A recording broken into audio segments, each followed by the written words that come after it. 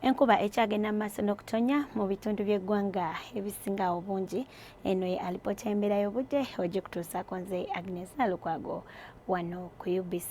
Era okusinziira ku alipoota gye twafunye, Kabale weziweredde saa 3 ez'okumakya ebadde ne millimeters 12.9, Kasese millimeters 4.5, wabula ate Kampala millimeter 1.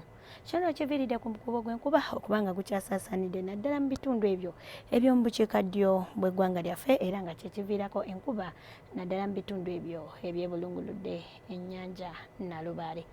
Olunaku olw'enkya ku makya tusuubira enkuba okutonya mu bitundu ebyo ebiri ku mbalama z'ennyanja Nalubaale, olwewasigadde akasana kajja kwaka nga bwe gakubakubamu.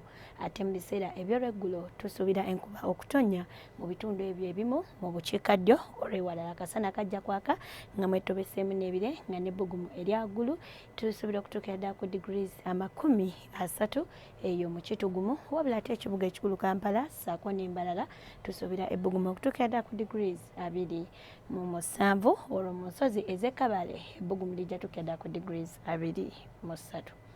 Bwe tugendako ebweru w'eggwanga lyaffe, ekibuga nga Nairobi ne Paris tubisuubira okuba n'enkuba, wabula ate Dubai, London ne New York tusuubira akasana okwemula, era nga n'ebbugumu mu Dubai lijja tuukira ddala ku degrees 28. Ebyo tusobodde okufunyayo okuva mu kitongole ky'eggwanga ekivunaanyizibwa ku mbeera y'obudde okufuna ebisingako bisange ku mutimbagano gw'ekitongole kyaffe nga gulambikiddwa ku lutimbe lwa TVO. Kwagaliza ekiro ekirungi, sigala nga wekumira ku UBC, nze Agnes Nalukwago.